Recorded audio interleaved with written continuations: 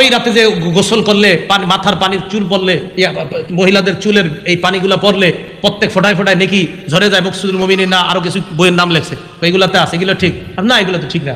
বলতে বলতে হঠাৎ আমারে বলে ফেলতেছে কি, ফেরেশতাকে বলেন লেখো। ফেরেশতা বলেন কি লাগবো?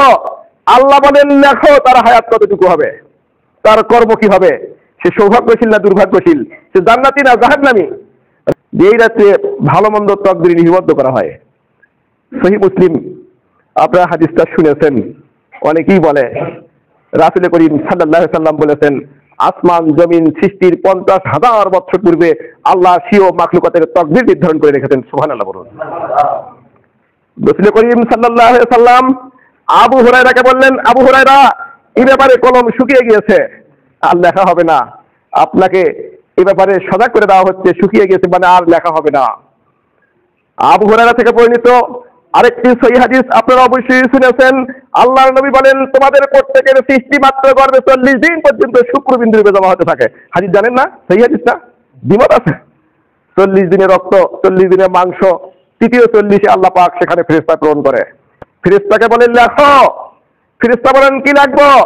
আল্লাহ বলেন লেখো তার হায়াত কতটুকু হবে, তার কর্ম কি হবে, সে সৌভাগ্যশীল না দুর্ভাগ্যশীল, সে জান্নাতি না জাহান্নামী। রাসূল সাল্লাল্লাহু আলাইহি সাল্লাম বলেন, ফেরেশতারা লিপিবদ্ধ করেন।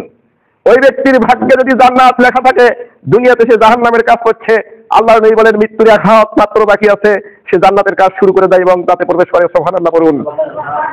ওই ব্যক্তির ভাগ্যে জাহান্নাম লেখা আছে, সে জান্নাতের কাজ করে যাচ্ছে, 1 হাত মাত্র বাকি আছে। 1 হাত বলতে মানে মৃত্যুর সন্নিকটে পৌঁছে গেছে, এমত অবস্থায় সে জাহান্নামের কাজ শুরু করে দেয় এবং তাতে প্রবেশ করে। সহিহ হাদিস দ্বারা আপনি কি বুঝবেন তকদির কখন লেখা হয়?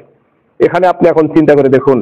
সম্মানিত উপস্থিতি, আমরা বিশ্বাস করেছি আমানতু বিল্লাহ, আল্লাহর প্রতি, ওয়া মালায়েকাতিহি ওয়া কুতুবিহি ওয়া রাসূলিহি ওয়াল কাযি ওয়াল খাইরি ওয়াস শাররিহি, তাই না?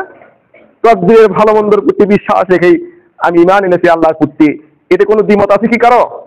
নাই। অতএব প্রত্যেক বছর তকদির লেখা হয়, পুরোটাই মিথ্যা কথা, পুরোটাই ইবলিসের ষড়যন্ত্র।